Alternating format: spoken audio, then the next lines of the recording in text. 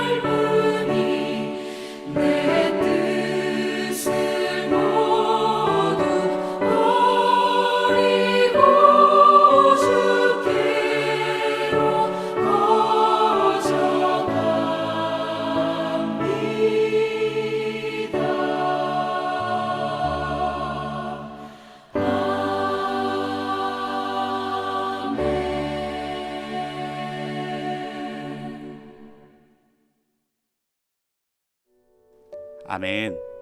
오늘도 우리가 주님께 회개의 중심으로 나아가길 원합니다. 주님께서 우리의 회개를 기뻐하십니다. 오늘 본문은 여호수아 7장 1절부터 15절 말씀입니다. 제7장. 이스라엘 자손들이 온전히 바친 물건으로 말미암아 범죄하였으니 이는 유다지파 세라의 증손 삽디의 손자 갈미의 아들 아간이 온전히 바친 물건을 가졌습니다. 여호와께서 이스라엘 자손들에게 진노하시니라. 여호수아가 여리고에서 사람을 베델 동쪽 베다웬 곁에 있는 아이로 보내며 그들에게 말하여 이르되 올라가서 그 땅을 정탐하라. 그 사람들이 올라가서 아이를 정탐하고 여호수아에게로 돌아와 그에게 이르되 백성을 다 올라가게 하지 말고 2-3천 명만 올라가서 아이를 치게 하소서. 그들은 소수이니 모든 백성을 그리로 보내어 수고롭게 하지 마소서. 함으로 백성 중 3,000명쯤 그리로 올라갔다가 아이 사람 앞에서 도망하니 아이 사람이 그들을 36명쯤 쳐 죽이고 성문 앞에서부터 스바림까지 쫓아가 내려가는 비탈에서 쳤으므로 백성의 마음이 녹아 물같이 된지라. 여호수아가 옷을 찢고 이스라엘 장로들과 함께 여호와의 궤 앞에서 땅에 엎드려 머리에 티끌을 뒤집어 쓰고 저물도록 있다가 이르되 슬프도소이다 주 여호와여, 어찌하여 이 백성을 인도하여 요단을 건너게 하시고 우리를 아모리 사람의 손에 넘겨 멸망시키려 하셨나이까? 우리가 요단 저쪽을 만족하게 여겨 거주하였다면 좋을 뻔하였나이다. 주여, 이스라엘이 그의 원수들 앞에서 돌아섰으니 내가 무슨 말을 하오리까? 가나안 사람과 이 땅의 모든 사람들이 듣고 우리를 둘러싸고 우리 이름을 세상에서 끊으리니 주의 크신 이름을 위하여 어떻게 하시려 하나이까? 여호와께서 여호수아에게 이르시되 일어나라. 어찌하여 이렇게 엎드렸느냐? 이스라엘이 범죄하여 내가 그들에게 명령한 나의 언약을 어겼으며 또한 그들이 온전히 바친 물건을 가져가고 도둑질하며 속이고 그것을 그들의 물건들 가운데 두었느니라. 그러므로 이스라엘 자손들이 그들의 원수 앞에 능히 맞서지 못하고 그 앞에서 돌아섰나니 이는 그들도 온전히 바친 것이 됨이라. 그 온전히 바친 물건을 너희 중에서 멸하지 아니하면 내가 다시는 너희와 함께 있지 아니하리라. 너는 일어나서 백성을 거룩하게 하여 이르기를 너희는 내 일을 위하여 스스로 거룩하게 하라. 이스라엘의 하나님 여호와의 말씀에 이스라엘아, 너희 가운데 온전히 바친 물건이 있나니 너희가 그 온전히 바친 물건을 너희 가운데서 제하기까지는 내 원수들 앞에 능히 맞서지 못하리라. 너희는 아침에 너희의 지파대로 가까이 나오라. 여호와께 뽑히는 그 지파는 그 족속대로 가까이 나올 것이요 여호와께 뽑히는 족속은 그 가족대로 가까이 나올 것이요 여호와께 뽑히는 그 가족은 그 남자들이 가까이 나올 것이며 온전히 바친 물건을 가진 자로 뽑힌 자를 불사르되 그와 그의 모든 소유를 그리하라. 이는 여호와의 언약을 어기고 이스라엘 가운데에서 망령된 일을 행하였음이라 하셨다 하라. 아멘. 오늘은 삶으로 드러나는 성도의 거룩에 대해 함께 말씀을 나누겠습니다. 여리고성을 정복한 후 승리의 기쁨은 오래가지 못했습니다. 하나님께 드려야 할 물건을 도둑질한 아간의 죄로 하나님의 진노가 공동체에 임한 것입니다. 하나님이 아닌 자신에게 눈을 돌린 이스라엘은 아이성과의 전쟁에서 패하는 결과를 맞이합니다. 이스라엘은 죄에서 돌이켜 하나님 앞에 바로 서야 했습니다. 이는 현대의 성도들에게도 동일합니다. 하나님의 은혜 안에 있는 우리는 어떻게 거룩한 삶을 살 수 있을까요? 첫째, 우리는 하나님의 신실한 언약 안에서 거룩한 삶을 살 수 있습니다. 1절은 이스라엘 자손들이 온전히 바친 물건으로 말미암아 범죄하였으니 라고 시작합니다. 이어지는 내용이 이스라엘 자손들의 죄가 아닌 아간 한 사람이 저지른 죄에 대한 것이기에 의문이 생깁니다. 하지만 이 말씀은 한 사람의 죄가 공동체 전체에 영향을 미친다는 중요한 진리를 가르쳐 줍니다. 아간이 하나님께 드려야 할 물건을 숨긴 것은 단순한 절도가 아닌 하나님과의 언약을 깨뜨린 행위였습니다. 하나님은 아간의 죄를 개인의 일탈이 아닌 공동체의 죄로 여기셨습니다. 이는 오늘날 교회와 성도의 관계에도 동일하게 적용됩니다. 우리는 공동체의 일원으로서 나의 신앙이 공동체 전체에 영향을 준다는 사실을 기억해야 합니다.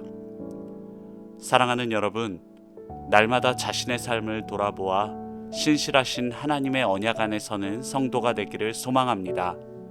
나의 생각, 기준, 가치관이 아닌 하나님의 언약, 말씀에 순종함으로 하나님이 기뻐하시는 삶을 살기를 기도합니다. 둘째, 우리가 하나님을 전적으로 의지할 때에 거룩한 삶을 살 수 있습니다. 여호수아는 정탐꾼을 보내 아이성의 상황을 듣습니다. 3절에서 정탐꾼들은 백성을 다 올라가게 하지 말고 2-3천 명만 올라가서 아이를 치게 하소서.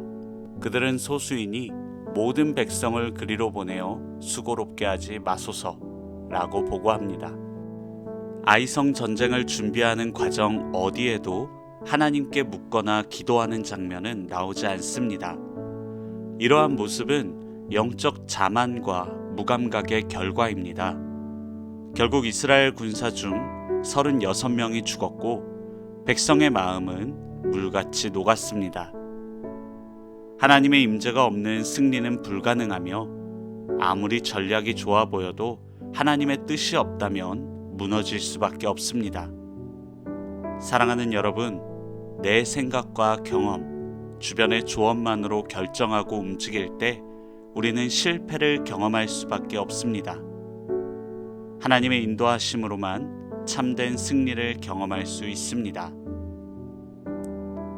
마지막으로 우리의 죄를 회개할 때 거룩한 삶을 살 수 있습니다. 6절에서 여호수아는 하나님 앞에 엎드려 통곡합니다.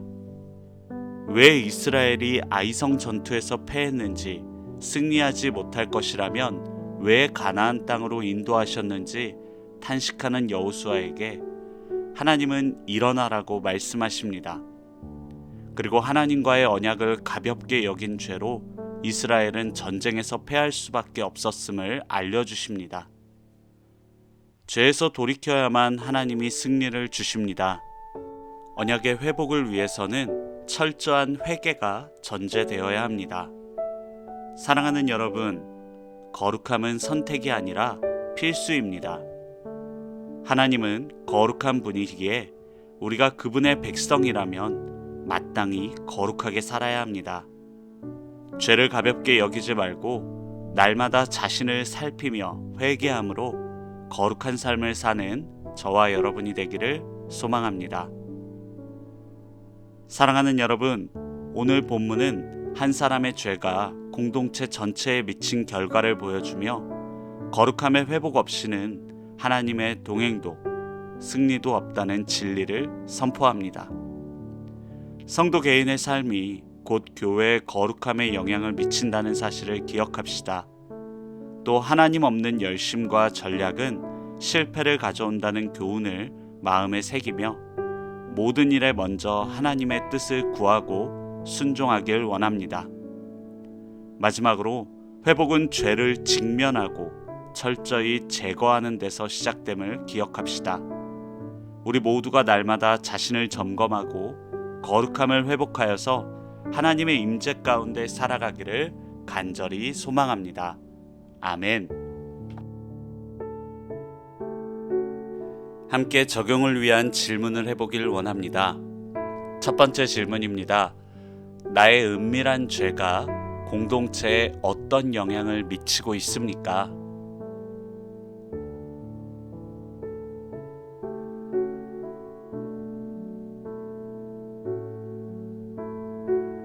두 번째 질문입니다.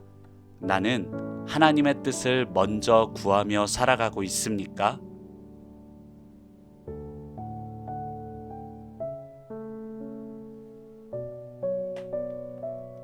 마지막 질문입니다.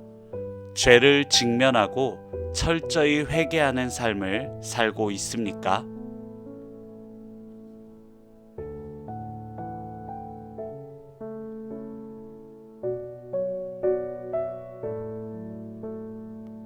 함께 기도하고 오늘 묵상을 마무리하겠습니다. 하나님, 아간 사건을 통해 한 사람의 죄가 공동체 전체에 영향을 미치고 하나님 임재의 은혜를 누리지 못하게 함을 보게 됩니다. 안일한 태도로 하나님의 말씀을 어기지 않도록 우리를 일깨워 주십시오. 하나님의 진노 앞에 엎드려 죄 문제를 철저히 해결하고 하나님의 뜻을 받들길 원합니다. 예수님의 이름으로 기도합니다. 아멘.